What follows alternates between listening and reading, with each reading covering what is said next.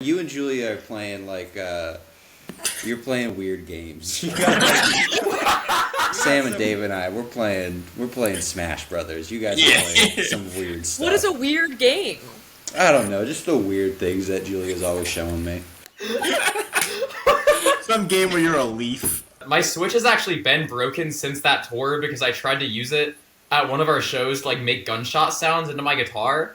And it worked, and then someone knocked it out of my hand and like stomped on it in the middle of the set. How can I sum up a band like Wasp Factory? They make hard to categorize but undeniably rowdy rock music in Columbus, Ohio. I first saw them play a basement show in Brooklyn and got my face ripped off by their claw-like tunes and unique stage presence. I caught up with the band over video chat in advance of the premiere of their track Stigmata. Did you guys just play some shows recently or were on a tour? I feel like every time I see you on Instagram, you're playing some kind of show somewhere. We just played last Monday. We played a bunch of shows in Columbus, and all of our other bands have been playing shows as well, so. Can I get a go around of what other bands everyone is in? Sam's in like 5. Sam and I were in Anteater together, but that band's over, and then I'm in this band Dead Body on the Web. Forest Fucker, Tank Man, Bug Eats Dead, Goblin Smut, and Ankle Monitor. Wait, I've never heard of half of these. Are you just making these up? I'm in Tong Child, Burger Big, Stink Bug, Hidden Places, Wasp Factory, and then all the bands that Sam's also in. No, I'm just in Wasp Factory and Forest Fucker. I listened to the single that you sent over. When did you record Stigmata? It's one of like the first songs we wrote. I'd say it's one of the songs that is kind of like a key moment in when we stopped being a bad band. Yeah,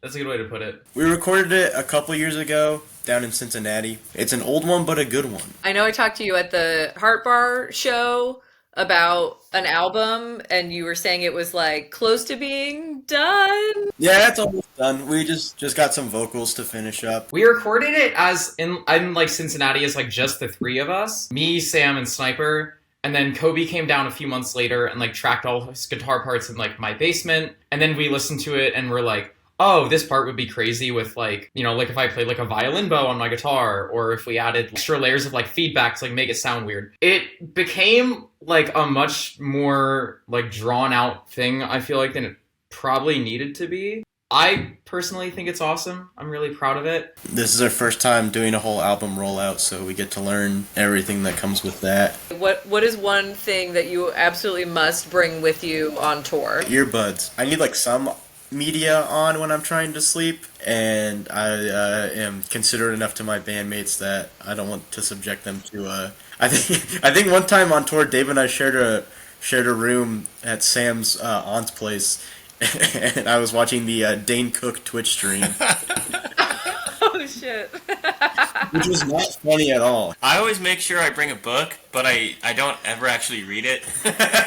It's like LeBron bringing a copy of The Godfather into the locker room. Oh, yeah. But you see the bookmark never changes. My one item would be a sleeping bag, because I always like to voluntarily take the floor with my sleeping bag, because it's honestly usually better than like people's couches. Would you go around and maybe say like the most memorable or most for whatever reason memorable Wasp Factory show you have played? The first show after, like when people started having shows again after COVID at Ace of Cups. I mean, it was just like sold out show. People were texting me like one-on-one the next day, just talking about, it was a lot of fun. But like more than anything, it was just, it was the first time I'd played with them in a venue, and something that wasn't a live stream. And so it was the first time that I at least felt integrated into the sort of noisy atmosphere that Wasp Factory kind of works to produce, I think. I would say the same. We played like bigger shows there, but like, there's definitely something about like people not seeing music for however long that was, and then like we got to be lucky enough to be like one of the first big shows back in Columbus. When we were on tour, the tour where we were last in Brooklyn, we got to play a show in Columbus. I know, at least for me and Jules, was very nerve-wracking of like being the headliner in a city you've played like hundreds of times before, and seeing how many people would actually like care to show up. And a lot of people did show up, which was very nice. That was one where like we were trying to book a show and we just ran out of bands that we could ask, and we're all in Forest Fucker anyway, so we were just like, will Forest Fucker play it? And we were like, yeah.